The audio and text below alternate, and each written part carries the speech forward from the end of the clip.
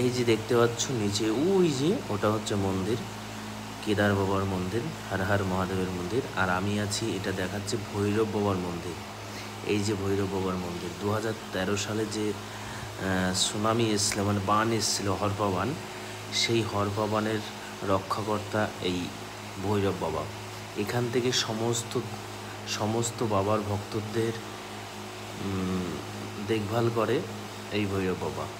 এবং ভৈরব বাবা এই কেদারনাথ মন্দিরটাকে এখান থেকে দেখে রাখে, সুরক্ষাকর্তা যাকে বলে, সুরক্ষা করার জন্য এই ভৈরব বাবা এখানে তার চূড়ায়, পাহাড়ের চূড়ায় বসে আছে। এখান থেকে কেদারনাথকে দেখে এবং কেদারনাথকে সুরক্ষা করে।